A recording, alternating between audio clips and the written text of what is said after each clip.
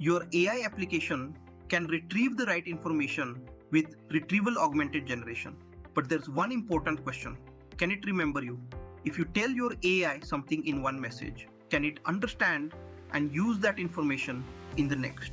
In episode 7 of our .NET AI developer series, we are going beyond retrieval augmented generation and building AI memory and conversation history with .NET and Azure OpenAI.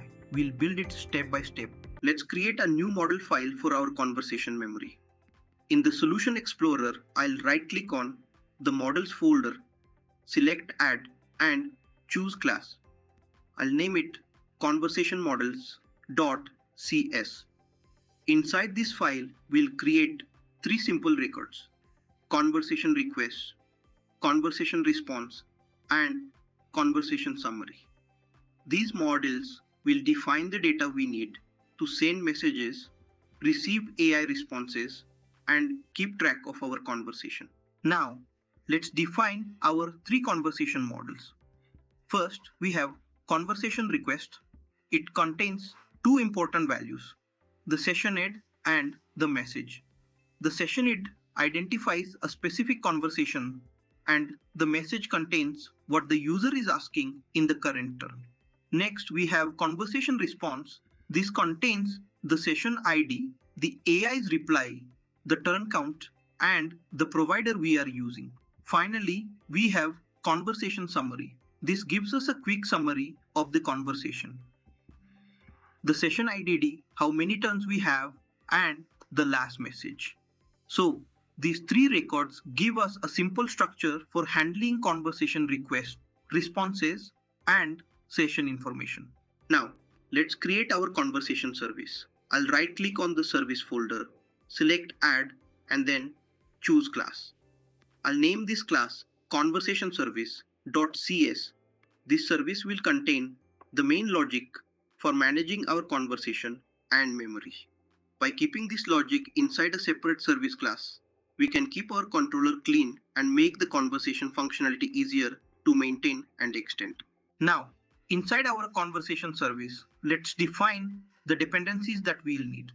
First, I'll create a private read-only field called Azure OpenAI Client. This will allow our service to communicate with Azure OpenAI. Next, I'll add another private read-only field for eye configuration. We'll use this to access the configuration values required by our application.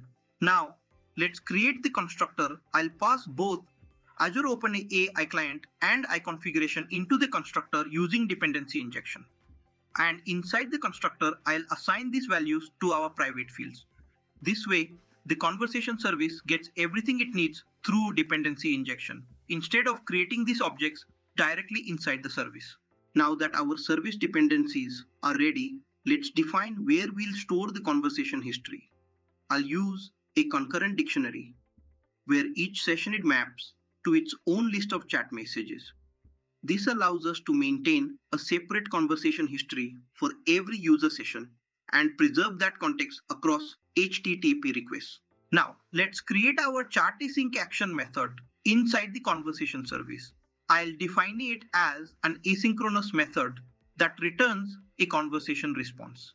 Here, the method accepts 2 parameters: the session ID, which identifies our conversation, and the user message, which contains the message from the user. As I start typing the implementation, you can see GitHub Copilot helping me auto-complete the code, which makes the development process much faster. Now, inside the method, we'll first get or create the conversation history for this session. If the session already exists, we'll use its existing history. Otherwise, we'll create a new conversation history and initialize it with our system message. This will allow us to maintain the conversation context across multiple turns. Now, let me explain the conversation history logic inside our chat async method.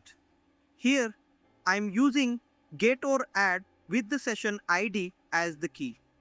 If we already have a conversation for this session, it returns the existing conversation history. If the session is new, it creates a new list of chat messages. I'm also adding a system message that tells the AI it is a helpful .NET developer assistant and should remember everything discussed in the conversation. This gives every new session its initial AI instructions and conversation context. Now that we have our conversation history, the next step is to send it to Azure OpenAI. First, I'll get the chat client from our Azure OpenAI client. Here, I'm using the deployment name from our application configuration. This allows the service to connect to the specific Azure OpenAI model deployment that we configured. Next, I'll call complete chat async and pass our complete conversation history. This is important because we're not sending only the latest user message. We're sending the entire conversation history, allowing the AI to understand the previous context. Once Azure OpenAI responds, I'll extract the text from the response and store it in the reply variable. Now, we need to add this AI response back into our conversation history. This is important because when the user sends the next message, the AI will also have access to its previous response. Finally, we return a conversation response. Now, after creating the conversation functionality, I also want to provide a way to clear the conversation history. So, I'll create a method called clear conversation history. I'll pass the session ID as a parameter because we only want to clear the history for a specific conversation. The method will return a Boolean value which tells us whether the conversation was successfully removed. So, try remove will return true when the conversation is successfully cleared. Next, I'll create a get conversation summary method to get a quick summary of a specific conversation. I'll pass the session ID and first check whether we have conversation history for that session. Here, GitHub Copilot is helping autocomplete the implementation as I type. If the conversation exists, I'll calculate the turn count and get the user's last message. Finally, I'll return a conversation summary containing the session ID, turn count, and last message. If the session doesn't exist, we simply return an empty summary. Now, there's a small issue with the line where we're trying to get the user's last message. This line is using of type and then trying to access the message content. I'm getting an issue here. So rather than leaving it as it is, let's fix it. The goal of this line is very simple. We want to find the most recent message sent by the user and extract its text. So I'll check the available properties on user chat message and adjust the code accordingly. So in our conversation service, we've created two additional methods: clear conversation history to clear a session's conversation and get conversation summary to retrieve a quick summary of that conversation. Now that our conversation service is ready, let's jump into the controller creation and expose our conversation functionality through APIs.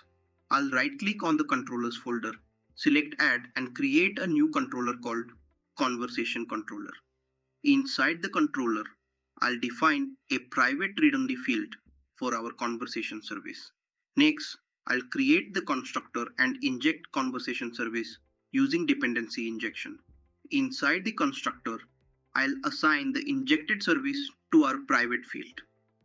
This allows the controller to use all the conversation functionality we've already implemented in our service while keeping the controller clean and focused on handling API requests. Now let's create our first API endpoint for sending a message to the AI. I'll add a post endpoint with the route chat. This endpoint accepts a conversation request from the request body, which contains the session ID and the user's message. Then I'll call the chat async method from our conversation service, passing the session ID and message. The service handles the conversation history and communicates with Azure OpenAI. Finally, I'll return the response using OK. The important part here is that when we send the same session ID in subsequent requests, the AI can maintain the conversation context. This keeps the controller lightweight, while the actual conversation logic stays inside our service. This separation also makes the code easier to maintain and extend as we add more conversation APIs. Next, let's create another API endpoint to retrieve the conversation summary for a specific session. I'll use the HTTP get attribute and pass the session ID as part of the route. Now, I'll create the get conversation summary action method, which accepts the session ID as a parameter. Inside the method, I'll call get conversation summary from our conversation service and pass the session ID. The service will return the summary containing information such as the session ID, turn count, and the last user message. Next, I'll check whether the summary is null. If no conversation is found, I'll return not found, which gives us an appropriate HTTP 404 response. Otherwise, I'll return the conversation summary using OK. So, this endpoint gives us a simple way to retrieve the current state of a conversation using its session ID. Now that our conversation service and controller are ready, the next step is to register our service with the application. I'll open the program.cs file and add conversation service to the dependency injection container. Here, I'm using add singleton, which means a single instance of conversation service will be created and reused throughout the application. Now our controller can automatically receive conversation service through dependency injection. Now our service is registered and the complete conversation flow is ready. With that in place, let's jump into the demo session and see our conversation memory in action. Now let's run our application and test the conversation API. The application is running successfully, so I'll open Scalar to test our endpoint. Here, I'll select our post/chat endpoint and open the request body. For the session ID, I'll use Sandeep-test-001. And for the message, I'll enter, my name is Sandeep and I am building a .NET AI course. The important part here is that we're providing a unique session ID. This session ID will be used to maintain the conversation history. Now, I'll click the send button and let's see the response from our API. As you can see, the request was processed successfully. The response contains our session ID, the AI reply, the turn count, and the provider, which is Azure OpenAI. Our turn count is currently 1 because this is the first message in this conversation. So, we've successfully sent our first message and received a response while maintaining the session information. Now, let's continue using the same session ID and see whether our AI can actually remember the previous conversation. Now, let's prove that our AI can actually remember the previous conversation. I'll keep the same session ID, Sandeep-test-001, but this time I'll send a new message asking what is my name and what am I building. I'll click send and look at the response. As you can see, the AI remembers that my name is Sandeep and that I'm building a .NET AI course, even though I didn't provide that information again in this request. Now, let's also verify our conversation summary API.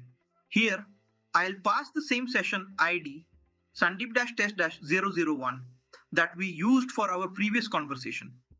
When I send the request, the API looks up the conversation associated with this session ID and returns the conversation summary. Now, let's do a complete end-to-end demonstration of our conversation memory. I'll start by using our chat endpoint and provide a new session ID. For this demo, I'll use session ID Sandeep-test-002 and I'll send the message, I am publishing a .NET AI playlist on YouTube. I'll click send and as you can see, the API returns the session ID, the AI reply, the turn count and the provider. Now let's continue the same conversation. I'll keep the same session ID and send another message asking the AI about the information I shared earlier. Notice that I'm not sending the previous information again. I'll click send and the AI is able to use the previous conversation context to provide the answer. This is the key part of our implementation. The session ID identifies the conversation and our conversation service uses that session to retrieve the conversation history. Now, let's also test our conversation summary endpoint. I'll pass the same session ID and send the request. As you can see, we get the conversation summary, including the session ID, the turn count, and the last user message. So, With this simple implementation, we have successfully demonstrated three important capabilities: maintaining conversation history, remembering previous messages, and retrieving a summary for a specific session. And because each conversation uses its own session ID, different conversations can maintain their own independent contexts. So, that brings us to the end of our conversation memory demo. We've seen how SessionID helps maintain context, how the AI remembers previous messages, and how we can retrieve a conversation summary. In the next episode, we'll continue building on this foundation and explore the next important concept in our .NET AI journey.